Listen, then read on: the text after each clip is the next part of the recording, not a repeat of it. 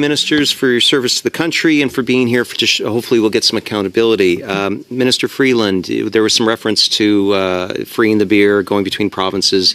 Really, under this act, there is nothing because if a province like BC and Alberta come up with a bilateral between the two, all it does is, this bill says that you'll just acknowledge it, recognize it, but it doesn't add any value. Is that the case? I was very careful, Mr. Albus, in my comments, not to overstate the specific contribution this legislation will make to internal trade and labor mobility. As you know very well, the federal government's role in that space is limited. What this is about doing is the federal government doing everything appropriately within our power to contribute to the larger goal of free movement of goods, services, and people across the country. And we need to do this because it's very hard for the federal government to play the appropriate role of convener of provinces and territories if we're not doing our part.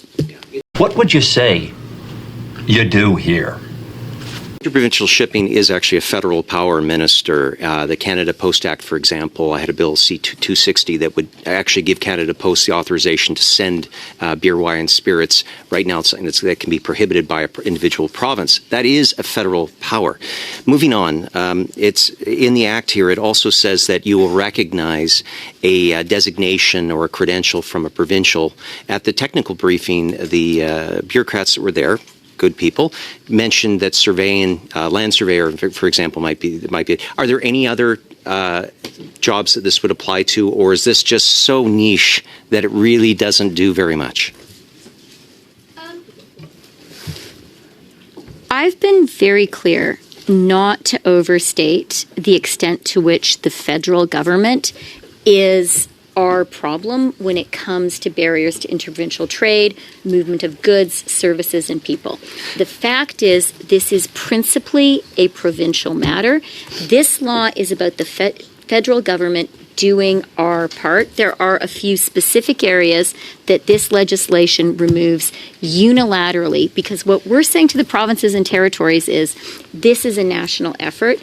And I made a point in my remarks to highlight the excellent work that is being done by provinces and territories right now, because they are leading the charge. We need to salute their work. We as federal MPs collectively have a responsibility to support what they're doing, for the federal government to do our part. And I also want to be very clear. This legislation is very important when it comes to internal trade and labor mobility. It is not the end of the process. This is the worst. And we all have a responsibility to keep going, to support the provinces, to have truly free internal trade. A previous Liberal Prime Minister used to say the dangers about being the head waiters to the provinces, and it seems that that's all you guys want to talk about is provinces, territories, but national interest, by its definition, has to reign over provincial interest.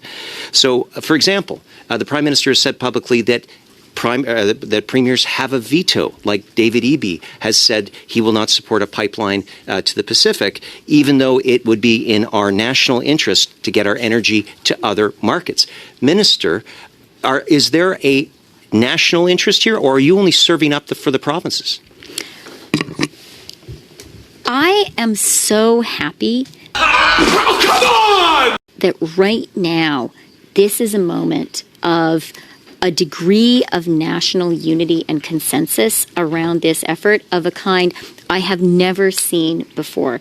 That meeting in Saskatoon, a province, as we know, which has a conservative government, was a meeting with more unity around free interprovincial trade and getting major projects built than any meeting of provinces, territories, and the federal government I have been present at. And so, Mr. Albus, I see no benefit and a great deal of harm at this moment when the provinces are all stepping up in the federal government somehow saying, we're going to push you guys around. The fact is, we don't need to. The provinces are doing a great job. This is why we have a prime minister and a federal cabinet, is to decide what the national interest is. That actually is your job.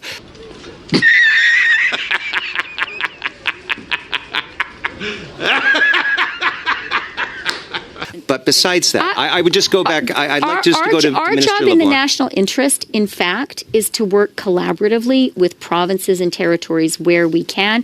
You get It's either a crisis or it's not, Minister. honey. It's either Honey, an emergency honey or can be it's better not. than vinegar sometimes in building consensus. I would like to and see right a list. now, that's what's happening. I would like to I see a believe list, even Minister, the Conservatives of are voting for this federal initiatives legislation. coming from my federal and I'm government. happy about Thank that you. too. That escalated quickly. I mean, that really got out of hand fast. It jumped up a notch. It did, didn't it?